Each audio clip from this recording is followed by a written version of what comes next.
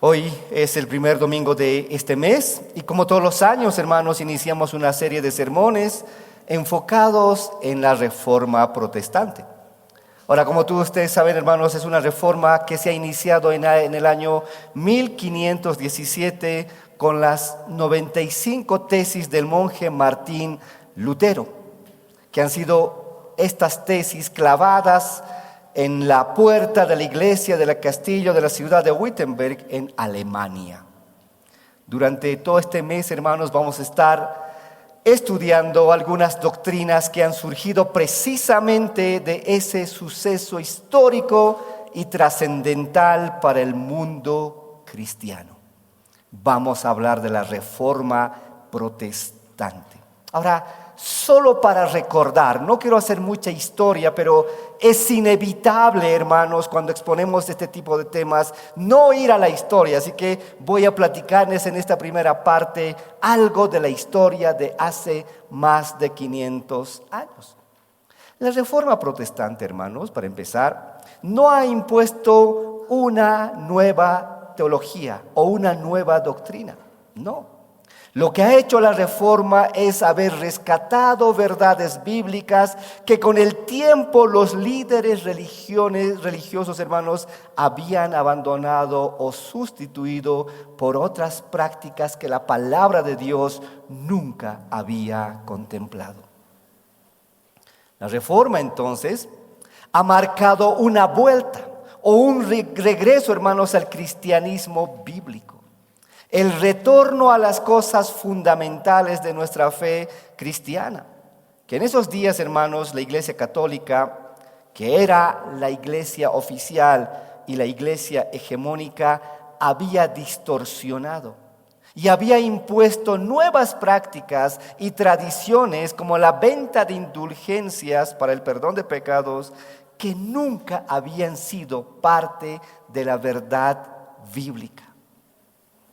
Entonces, lo que hace, hermanos, la Reforma Protestante es volver otra vez a lo básico de la Biblia.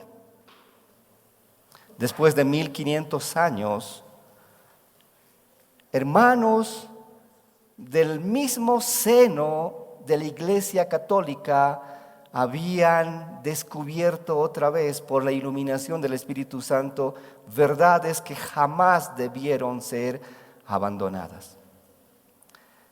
En este tiempo, hermanos, vamos a estudiar los 5 puntos que se llaman las doctrinas de la gracia. Ahora, ¿de dónde surgen estos 5 puntos que hoy vamos a empezar a exponer? Como saben, Juan Calvino ha sido el más famoso teólogo y pastor de Ginebra, que junto a Martín Lutero en Alemania han sido quizá la fuerza más influyente, hermanos, de esta Reforma Protestante. Cuando nos dicen nombres de la Reforma, podemos citar rápidamente a Martín Lutero y Juan Calvino, porque han sido los hombres más protagonistas de este tiempo. La obra de Juan Calvino, llamada La institución de la religión cristiana, quizás sea la exégesis más acertada de lo que se ha escrito en la historia acerca de estas doctrinas. Ahora, las iglesias que han heredado estas enseñanzas de Calvino son usualmente llamadas reformadas. Pero el dato histórico curioso, hermanos, es que estos 5 puntos surgen de una controversia entre calvinistas y arminianos. Para que tengamos un poquito claro el panorama. Cuando se restauran estas verdades, cuando gente estudiosa de verdad que ama a Dios lee la Biblia y dice, nada de lo que estamos haciendo está en la Biblia y todo ha sido inventado por el hombre, surge la Reforma Protestante. Ahora surgen postulados, es decir, verdades que aseguran que están en la Biblia y que han sido abandonadas con el tiempo. Pero también por el otro lado surge la oposición, es decir, no, mentira, eso no es verdad. Entonces surge como un antagonismo, como una oposición de doctrinas. Es ahí donde surge estos 5 puntos que vamos a estar exponiendo estos domingos. Arminio, que ha sido un teólogo protestante neerlandés allá por el año 1600, había comenzado a refutar algunas enseñanzas de Calvino. La controversia, hermanos, se había propagado tanto que ha llenado toda Holanda, donde la iglesia reformada era la gran mayoría. Entonces los arminianos, es decir, los que seguían a Arminio, habían trazado un credo de 5 artículos que se oponían a las enseñanzas calvinistas y lo habían planteado frente a las autoridades del Estado de Holanda en 1610 bajo el nombre de la protesta. A lo que los calvinistas responden con otra contraprotesta. Es decir, a los postulados de Arminio, los calvinistas postulan otras 5 verdades que se oponen entre sí. Pero ha sido, hermanos, la respuesta oficial calvinista una respuesta del Sínodo de Dort, se llama. Asamblea que ha estudiado y considerado los 5 artículos de los arminianos y se ha pronunciado en forma escrita lo que hoy conocemos como los cánones de Dort. Los estudiantes de teología saben lo que es eso. Ahora, estos documentos teológicos, hermanos, aún son parte de la confesión de la Iglesia Reformada en América y de la Iglesia Cristiana Reformada como tal. Estos documentos afirman los 5 puntos del calvinismo, hermanos, en respuesta a los 5 artículos de la protesta arminiana. Así que lo que vamos a estar estudiando estos domingos es lo que ha surgido de ese tiempo de decir verdades, contradecir verdades y afirmar verdades que están en la Biblia. Ahora, estos 5 puntos, hermanos, que vamos a estudiar a partir de hoy, siguen siendo el corazón de la teología bíblica. Estas doctrinas que vamos a estudiar, hermanos, son tan profundas que afectan nuestro punto de vista acerca de Dios, acerca del hombre, acerca de la salvación, acerca de la expiación, acerca de la regeneración, la seguridad de la salvación, la adoración, las visiones y todos esos temas que son importantes conocer. Estas verdades, alguien las ha denominado las doctrinas de la gracia, ¿no? Y son, como les decía, la esencia, el corazón de lo que nosotros creemos. Ahora, ha sido a principios del siglo XX que alguien ha intentado resumir estas doctrinas del Sínodo de Dort usando el acróstico TULIP. Ahora, TULIP quiere decir tulipán en inglés. Es decir, han usado un acróstico para poder sistematizar estas doctrinas, estas enseñanzas. ¿Ya? Ahora, tulip, ustedes saben, hermanos, que en el idioma inglés significa tulipán. Es para que nos acordemos muy fácilmente. Ahora, como ustedes verán, tulip son 5 letras escritas en inglés. La primera es total depravity. ¿Qué quiere decir eso? Depravación total. Estas enseñanzas nos dicen que el estado real del hombre es de una depravación total. La U es un condicional election. ¿Qué quiere decir? Elección incondicional. La L es limited atonement, que quiere decir expiación limitada. La I, la irresistible grace, gracia irresistible. Y la P, perseverance of the saints, la perseverancia de los santos. Entonces, si se dan cuenta, estas son 5 enseñanzas. Depravación total, elección incondicional, expiación limitada, gracia irresistible y perseverancia de los santos. Ahora, yo sé que ustedes ahorita están diciendo, ¿de qué vamos a hablar? De estas 5 enseñanzas, de estas 5 doctrinas estos domingos. Yo sé que es pesado el tema. Estoy consciente de que es un poquito complicado abordar estos temas, pero es importante. Tenemos que saber por qué creemos lo que creemos. Voy a invitarles que abran sus Biblias en Romanos 3. Vamos a hoy exponer Romanos 3, 9 al 12. Romanos 3, 9 al 12 dice así: ¿qué pues? ¿Somos nosotros mejores que ellos? Y Pablo se responde: en ninguna manera. Pues ya hemos acusado a judíos y a gentiles que todos están bajo pecado. El verso 10 continúa diciendo: como está escrito, no hay justo ni aún uno, no hay quien entienda, no hay quien busque a Dios. Todos se desviaron a una y se hicieron inútiles. No hay quien haga lo bueno, no hay ni siquiera uno. Y al final vamos a estar leyendo lo que dice Efesios. Pero Dios, dice, que es rico en misericordia, por su gran amor con que nos amó, aun estando nosotros muertos en pecados, Él nos dio vida juntamente con Cristo, por gracia sois salvos. Entonces, hoy día, para abordar esa primera enseñanza, esa primera doctrina que es la depravación total, tenemos que preguntarnos una cosa: ¿cuál es la condición real del hombre? ¿O cómo se encuentra el hombre natural frente a Dios? Si le preguntamos a los hombres, a las personas, ¿cómo se considera usted? ¿Cuál será la respuesta más común? Yo soy bueno, ¿verdad? Soy un buen vecino, soy un buen padre, soy un buen esposo, trato de no hacer daño a nadie.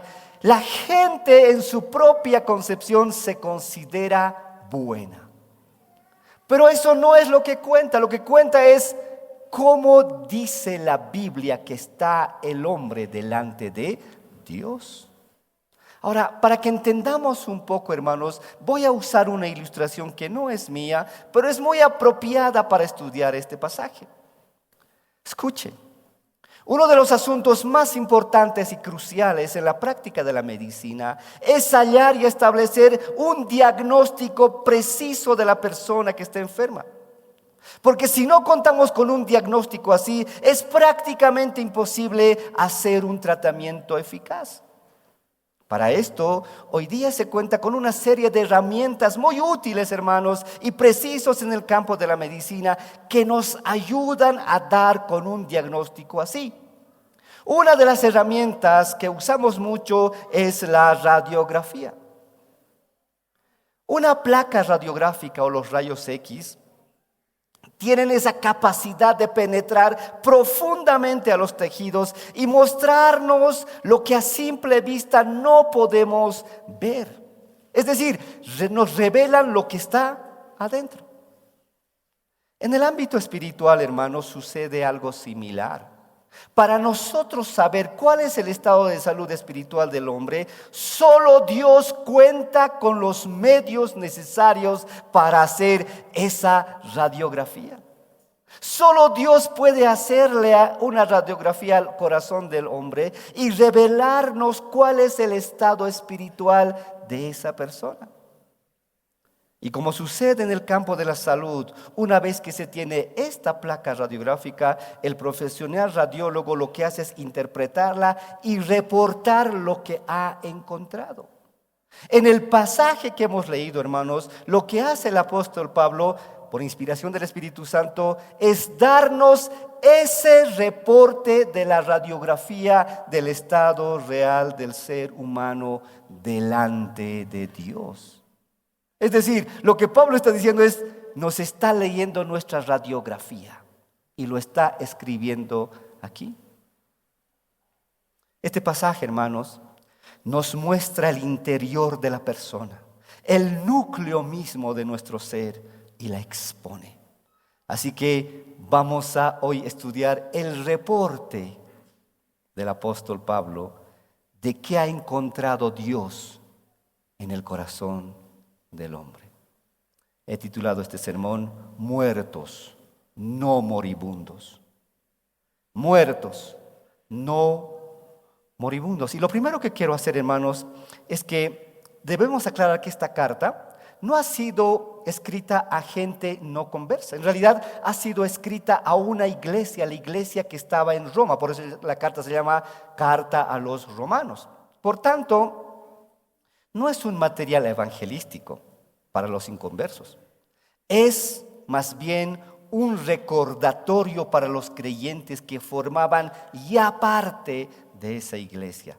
Y eso nos viene bien porque nosotros nos consideramos parte de la iglesia de Cristo. Así que esta carta o estas palabras son para mí. Diga conmigo, son para mí. Así que lo que voy a decirle ahora, no diga, te están hablando. Di, es para mí.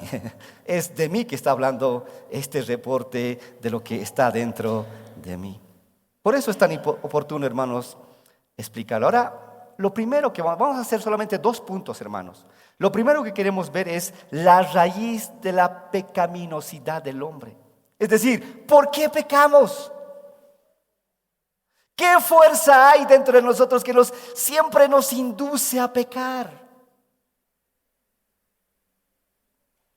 ¿Por qué pecamos? ¿Dónde está la raíz? Dice el verso 9, ¿qué pues? ¿Somos nosotros mejores que ellos? Antes de esto Pablo está diciendo, así es el hombre común. Ahora otra vez vuelca la mirada a los judíos que se creían bien religiosos, bien cristianos, y le dice, ¿nosotros somos mejores que ellos? Y Pablo dice, en ninguna manera. Pues ya hemos acusado a judíos y a gentiles, es decir, ambos pueblos, que todos están bajo pecado. ¿Cómo se dan cuenta? Pablo no se anda por las ramas al intentar encontrar la raíz de la pecaminosidad del hombre. Va directo al punto y aprieta la llaga y dice, todos están bajo pecado. Ahora, esto es diferente a que diga que todos pecan, lo cual es verdad.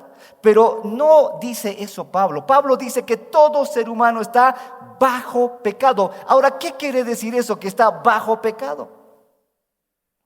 Quiere decir que toda la raza humana está esclavizada al pecado. Estar debajo de algo es estar bajo su control, estar totalmente dominado. El pecado en realidad es un tirano que nos gobierna y nos somete.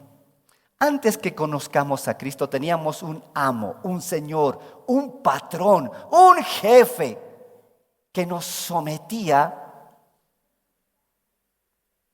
y hacía que pequemos.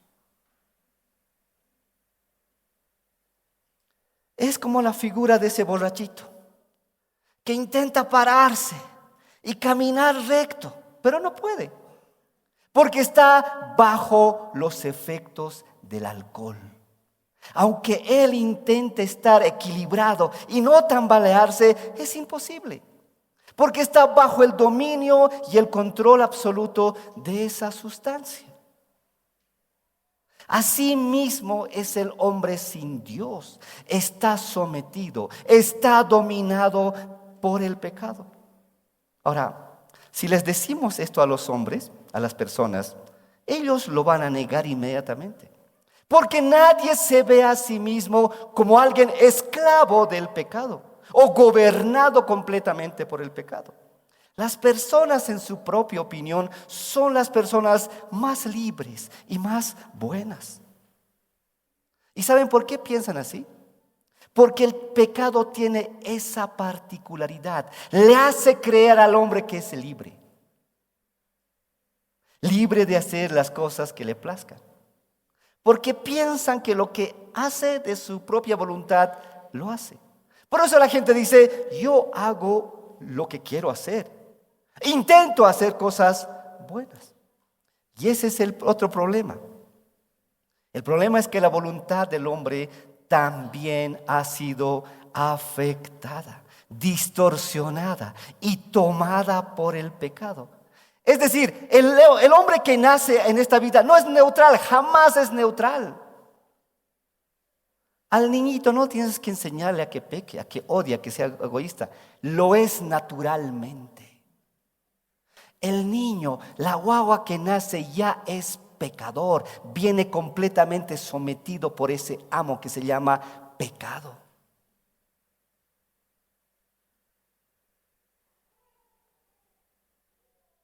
Pero Ese amo te hace creer que no es tu amo, que eres libre.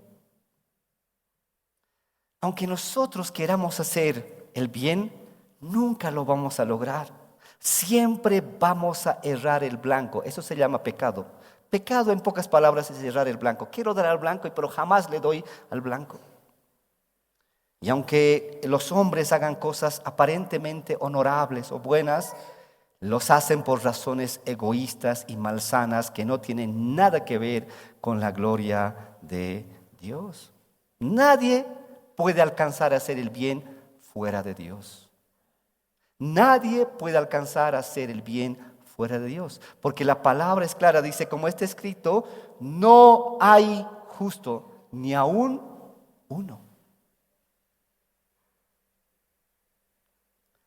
La Escritura nos lleva a toda la raza humana ante el tribunal de Dios y nos condena a todos sin excepción. El juez de esta Suprema Corte se ha pronunciado y ha dicho esta frase calificativa: no hay justo, ni siquiera uno. Esto nos deja claro que el juicio universal no es una exageración, hermanos, o una hipérbole, no, es una proposición universal negativa de la que nadie está excluido. Es decir, todos entramos a la misma bolsa, estamos condenados por Dios. Ese veredicto es mucho más radical de lo que pensamos. En nuestra corrupta humanidad nunca vamos a alcanzar a hacer algo bueno, nunca. No podemos, no estamos capacitados. Nuestros mejores actos, dice la palabra, que están manchados por la corrupción. Son como trapos de inmundicia. No dan la talla, no alcanzan el estándar. Están muy lejos de considerarse buenos u honorables. Es decir, si pensamos que algo que hemos hecho, decir, esto lo va a valorar Dios, esto lo va a aprobar Dios, no. ¿Qué dice Dios? Que tus mejores justicias, tus mejores actos son como trapo de inmundicia. No alcanzamos el estándar de Dios. No hay algo que nosotros hagamos que impresione a Dios, que diga, wow, qué buen hijo que tengo. Esto no me lo esperaba. No hay. No existe.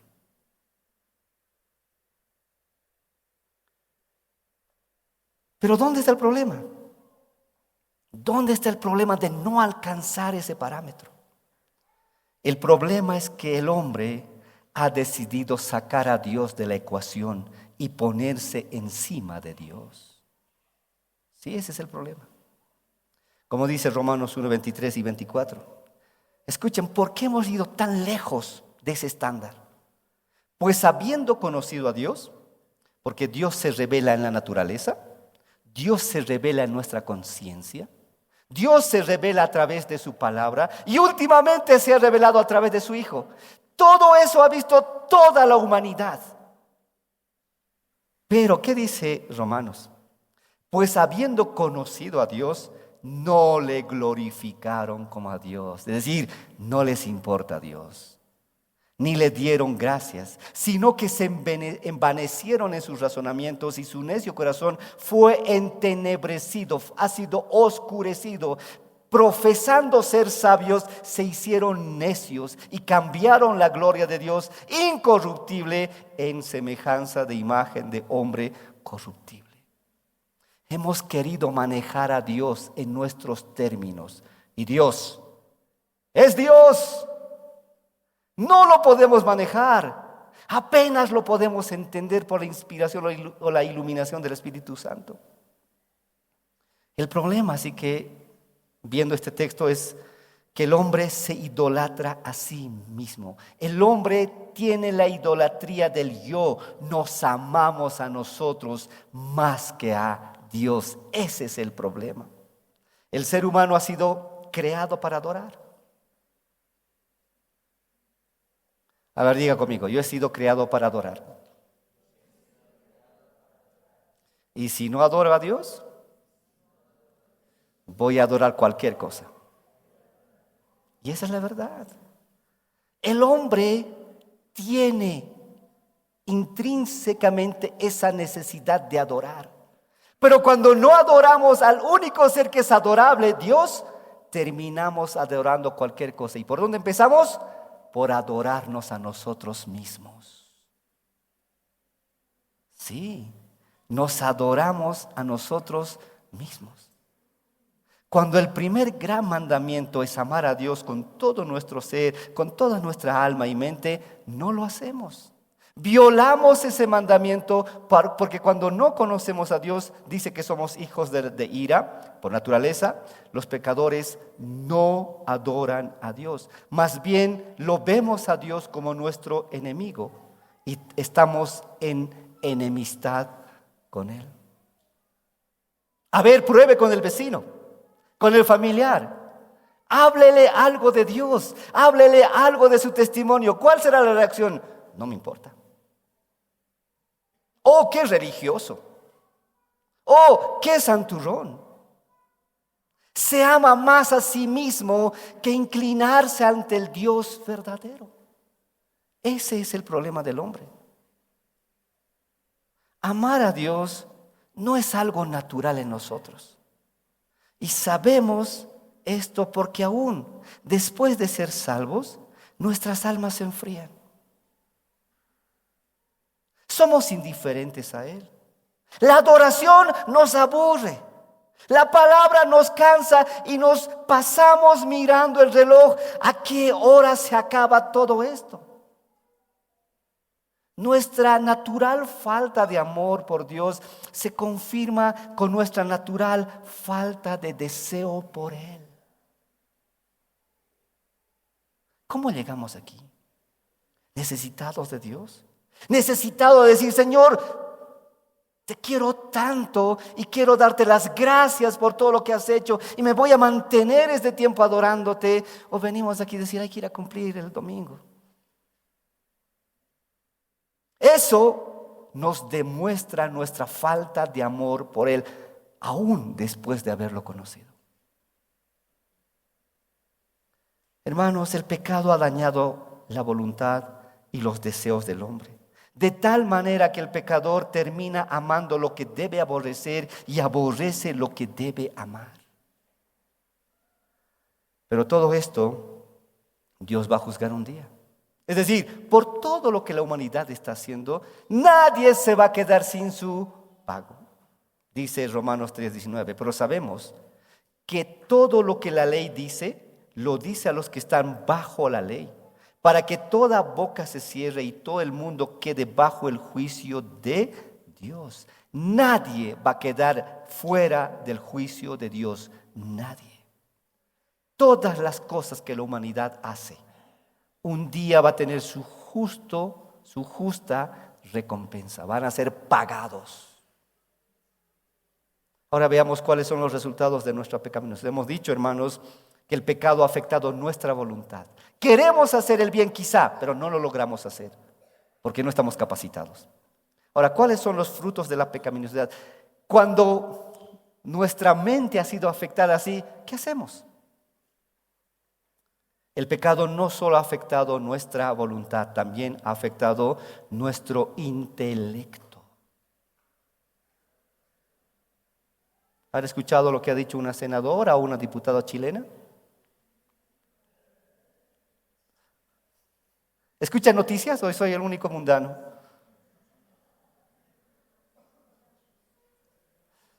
Que los bolivianos, porque estamos en la altura, tenemos una afectación de hipoxia, falta de oxígeno al cerebro que ocasiona nuestra incapacidad de pensar bien.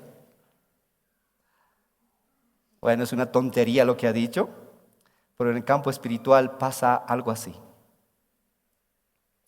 Dice el verso 11, no hay quien entienda, no hay quien busque a Dios.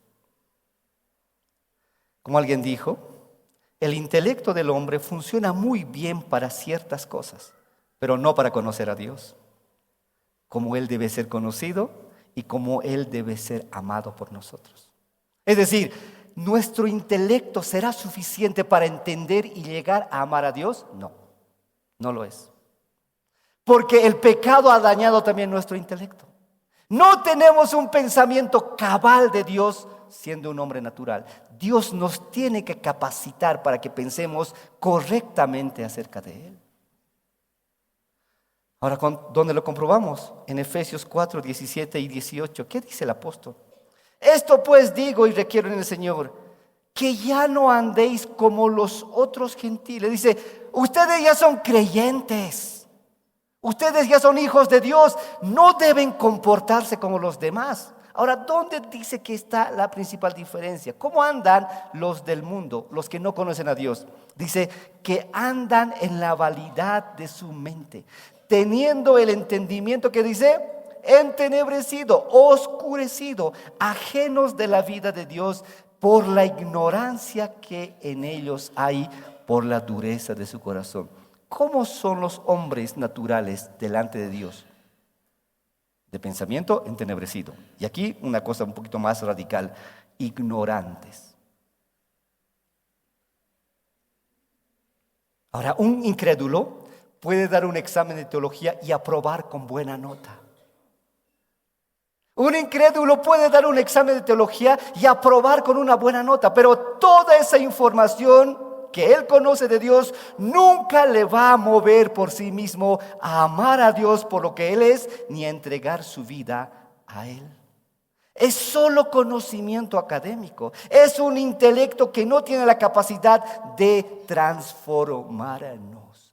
Por eso hay teólogos que saben más de la Biblia que cualquiera de nosotros, pero no aman a Dios ni se rinden a Él. El intelecto no es suficiente. Con el intelecto no podemos llegar a conocer a Dios. Necesitamos su ayuda. Necesitamos su iluminación. El hombre natural no busca a Dios, ni lo puede hacer. ¿Qué dice la palabra? Está muerto. No hay en nosotros ningún residuo de atracción por Él. Por eso nosotros amamos lo que nos daña y rechazamos aquello que es para nuestro bien.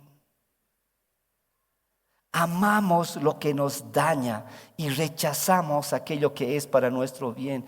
Dios te bendiga. Como dicen, no me importa tu Dios.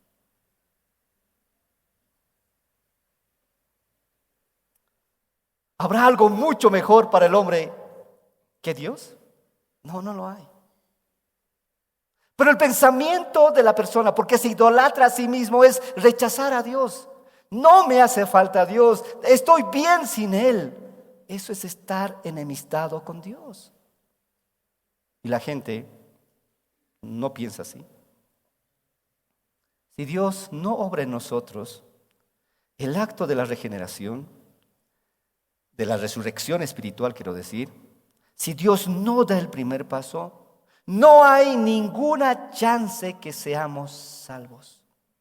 Porque el pecado ha dañado de tal forma nuestros deseos y nuestra voluntad que no sentimos ninguna atracción natural por Él. Nunca iríamos hacia Él si Él no viene primero a nosotros. Y es lo que dice 1 de Juan 4:19. Dice, nosotros le amamos a Él porque Él nos amó primero. Así que no se crea tan campeón, no se crea tan inteligente, decir, yo soy cristiano, yo sí he acertado a la verdad. No. Hasta eso, que hoy tengamos la iluminación de Dios, una perspectiva diferente de la vida, esa felicidad innata que hay en nosotros, hasta eso ha sido regalo de Dios. Dios ha decidido abrir nuestros ojos. Él ha dado el primer paso. Uno piensa decir, no, yo después de meditar mucho acerca de mi vida y las cosas que he hecho, he decidido ir a la iglesia. Dios debe sentir bien conmigo porque yo he decidido por Él. Le tengo noticias. Usted no ha decidido. Ha sido Dios. Nosotros le amamos a Él porque Él nos ha amado primero. Aún esa maravillosa gracia de conocerle ha sido un regalo de Él. ¿No es lindo? ¿No es lindo eso? Que entre millones de personas que se están perdiendo en el mundo, Dios haya fijado su mirada en ti y te haya rescatado y hoy te esté equipando para que veas la vida de una forma distinta. Eso es maravilloso. Un Dios que domina todo. Un Dios que pudiera tener otras más nobles ocupaciones, se ha ocupado de nosotros. Ha venido a nosotros. Nos ha susurrado en el oído, te estoy buscando. Y ha usado cualquier excusa, enfermedad, amigos, cualquier cosa para llegar a esta casa y conocerle mejor. Nunca iríamos a Él si Él no nos llama primero. Es como el buitre y la paloma. ¿Conocen, verdad? Si yo pongo a escoger libremente a un buitre y a una paloma la comida que ellos quieren comer, y pongo delante de ellos maíz y carroña, el buitre libremente va a escoger la carroña. Ojo, libremente. Y la paloma libremente va a escoger el maíz. ¿Por qué? Porque es parte de su naturaleza. No tienes que decirle, buitre, vos eres buitre, así que está prohibido que quieras maíz. Lo tuyo es la carroña. ¿Alguien tiene que decirle eso? No, está en su naturaleza. Para el buitre, ahora veamos esta situación hipotética. Para que el buitre pueda escoger el maíz en vez de la carroña, ¿qué tiene que pasar al buitre? Tiene que ser palomizado su naturaleza. Tiene que cambiar su naturaleza. Y eso es exactamente lo que hace Dios en la regeneración.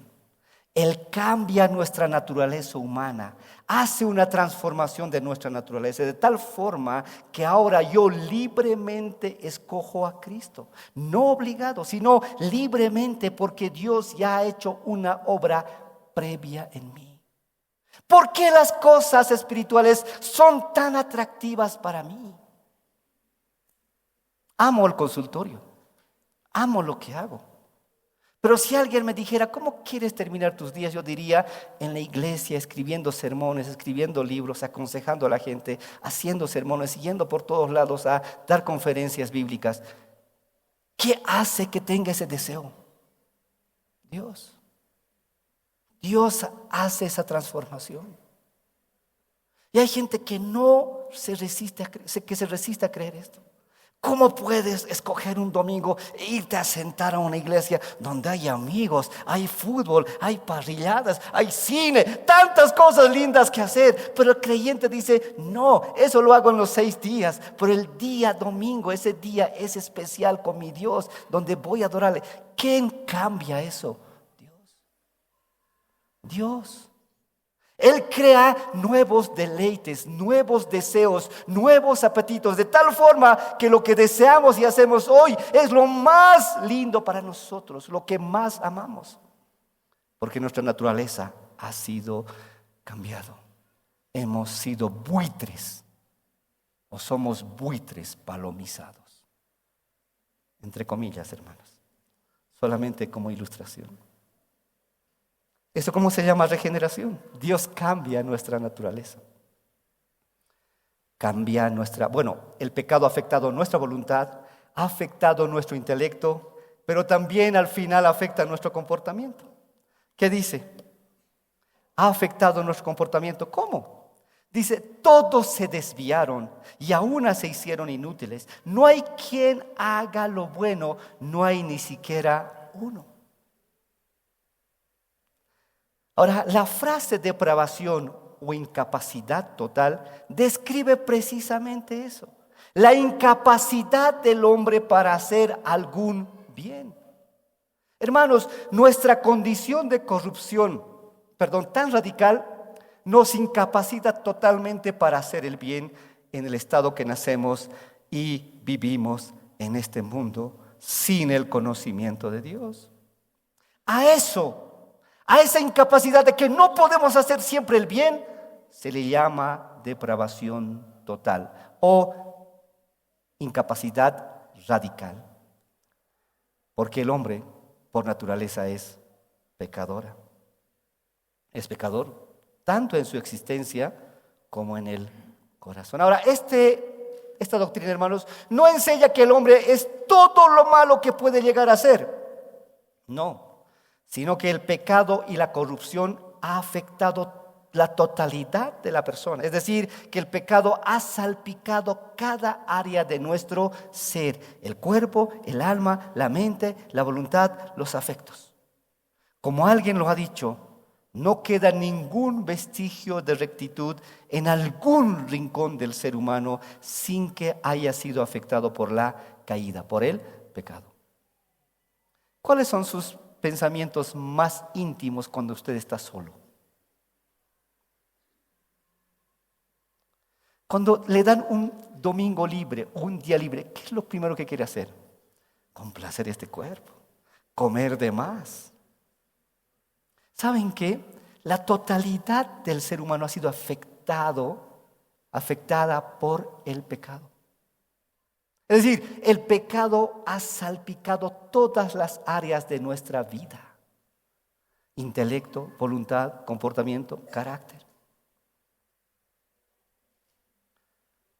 A mí me da siempre mucha pena a los jóvenes que piensan que el matrimonio es una varita mágica. Vienen mal en el noviazgo, le habla mal, le mira feo, es más, le golpea. Le dice: pastor, yo sé que cuando me case va a cambiar. Yo les digo, el matrimonio no es una varita mágica, no va a cambiar, va a empeorar. Ahora lo va a hacer con un certificado que dice que se pertenecen más libremente. Eso es. No hay nadie, ni siquiera uno, que pueda hacer el bien. No hay. Todo ha sido afectado en nuestro ser antes de conocer a Dios. Por eso, hermanos, quizá el mejor término para esta doctrina sería corrupción radical, porque describe mejor lo que la Biblia dice, lo que ha pasado con nosotros. Que el pecado ha penetrado y ha afectado la raíz misma de nuestro ser, el centro mismo de nuestra existencia. ¿De dónde vienen los males? ¿De afuera? No te juntes con ese muchacho, te va a influir mal. ¿Han escuchado la palabra de las mamás? Escoge bien tus amistades. Pero nunca te dice que el mal ya lo tienes adentro. Ahora, cuando preguntamos a Jesús: Señor, ¿dónde está el mal?, nos contestaría algo así: porque de dentro, del corazón de los hombres, salen los malos pensamientos, los adulterios, las fornicaciones, los homicidios, los hurtos, las avaricias, las maldades, el engaño, la lascivia, la envidia, la maledicencia, la soberbia, la insensatez. Todas estas maldades de dentro salen y contaminan al hombre. Ahora yo le pregunto, ¿de dónde viene la mala influencia? Uno, es mala influencia ya potencialmente. No necesitamos rodearnos de malos para ser malos, o de mentirosos para ser mentirosos, o de fornicadores para ser un fornicario. No, eso ya está dentro de nosotros. Eso está dentro del hombre que no conoce a Dios. Lo que el hombre natural sin Dios hace es hacer florecer todo lo que está ahí adentro. Por eso es mal hablado, enojón, alguien berrinchudo, alguien vengativo, traicionero, abusador, porque ya está adentro. Cuando Dios viene al hombre, transforma eso. Nosotros no hacemos cosas buenas. Dios pone cosas buenas. Y cuando nosotros cultivamos eso, las cosas buenas salen como resultado de amar a Dios y honrar su palabra. No tengo que decir, no voy a mentir, no voy a mentir. No, yo amo a Dios, amo su palabra. Y la palabra dice que la mentira es mala. Así que mi deseo más natural es nunca mentir, nunca traicionar, nunca gritar, nunca ser abusador. Porque amo a Dios. Dios ha transformado la esencia misma de mi ser. Así que el cristianismo no es ciencia ficción. No es que en esa puerta nos transformamos, ahora hablamos bonito, siempre verdad, y decimos Dios te bendiga y gloria a Dios. No funciona así. El cristianismo es 24/7, todos los días, a cada hora, a cada segundo. Dios está transformando nuestro ser. y nos está guiando a ser ese hombre que Él sabe que vamos a llegar a ser parecidos a Cristo.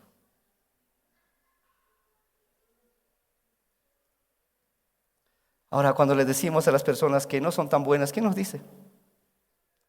Yo conozco mucha gente que no es cristiana y es buena. Sí. Es que hay una cosa buena de ser creación de Dios.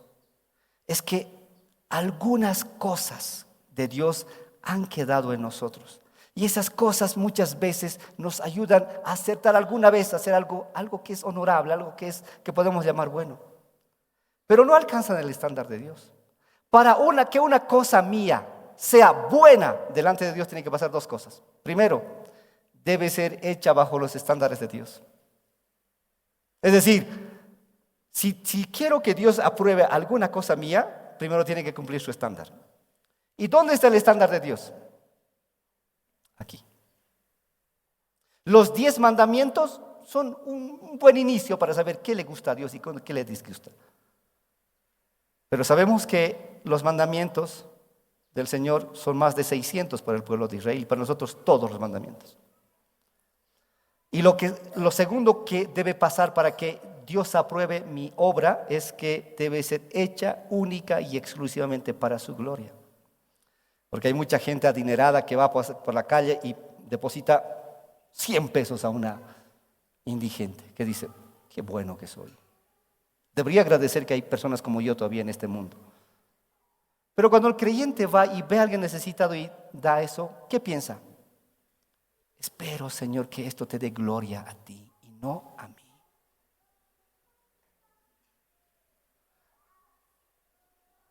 Primero, que debe ser hecho a su estándar y segundo, que debe ser solo hecho para Él, no para mi propia gloria. Para terminar, ¿qué pasa cuando Dios logra transformarnos? La confesión de Westminster dice, cuando Dios convierte a un pecador y lo traslada al estado de gracia, lo libera de la esclavitud natural bajo el pecado.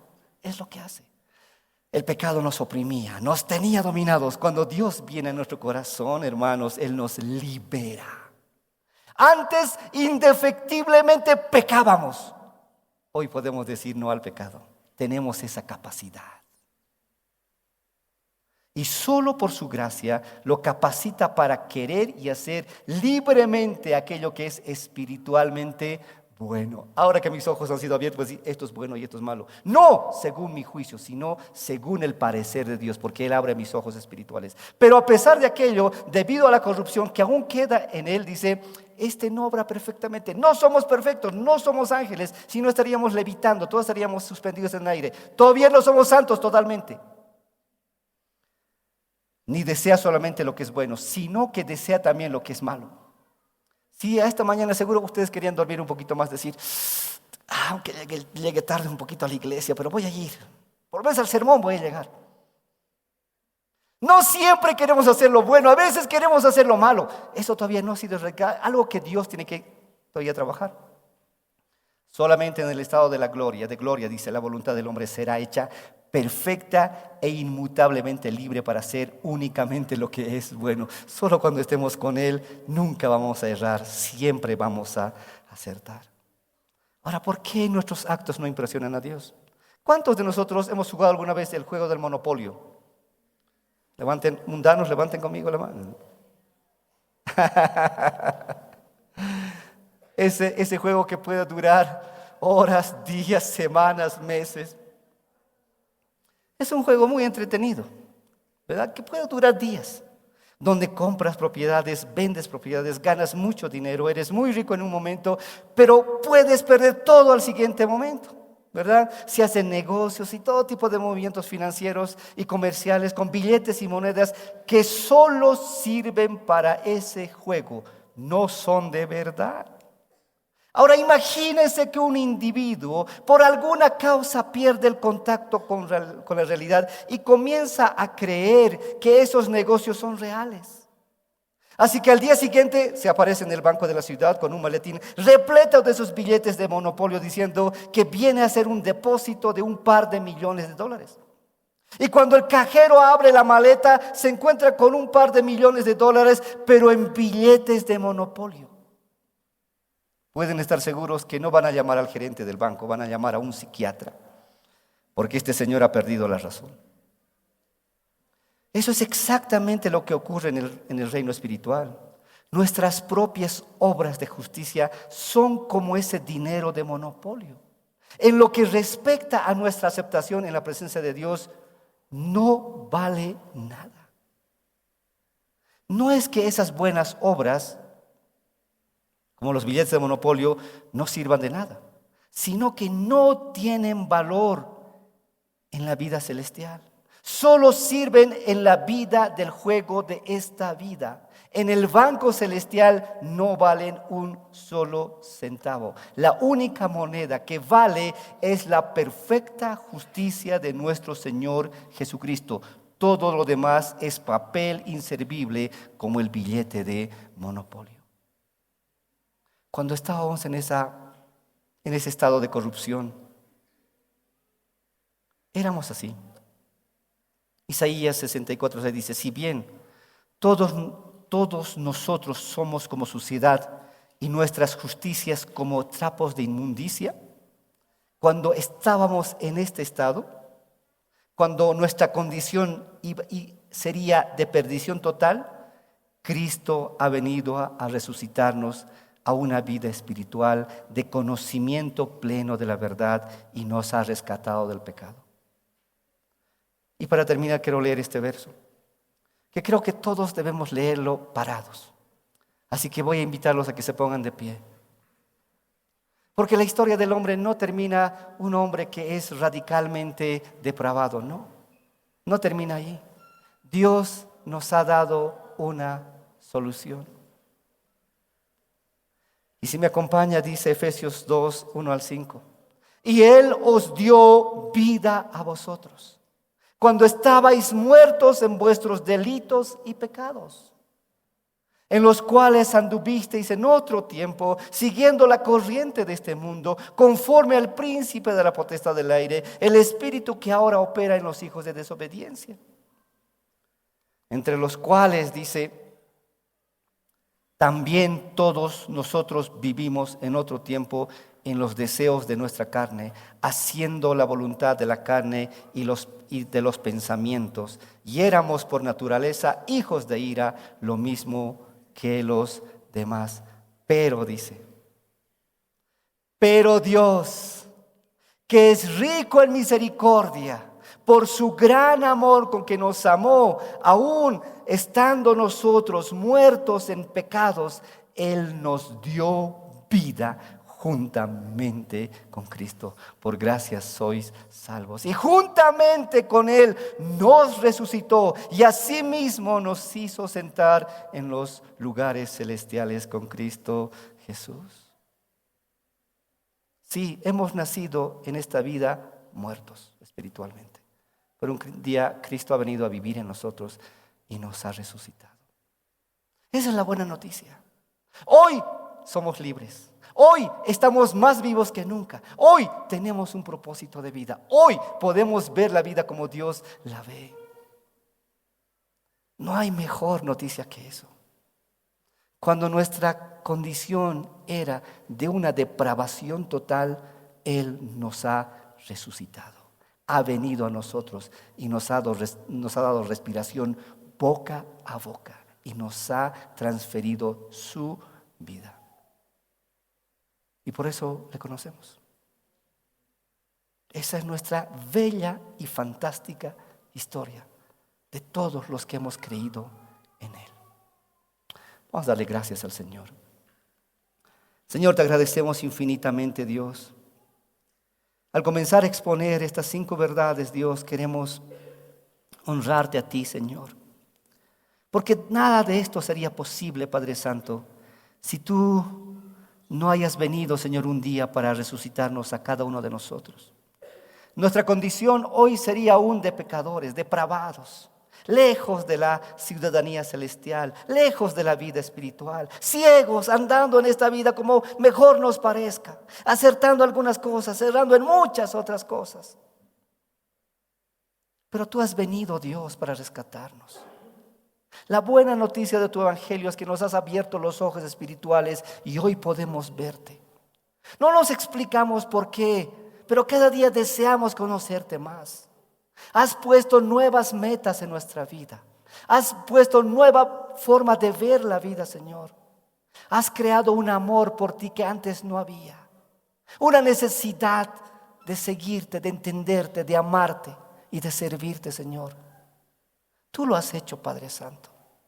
Estando aún muertos en nuestros delitos y pecados, nos has dado a tu Hijo Jesucristo para que muera en nuestro lugar y nos transfiera su vida a través de la resurrección.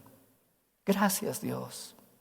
En este mes, Señor, queremos honrarte a ti, Padre Santo, recordando estas verdades que han sido rescatados hace más de 500 años, Señor, cuando tu evangelio había caído en una oscuridad.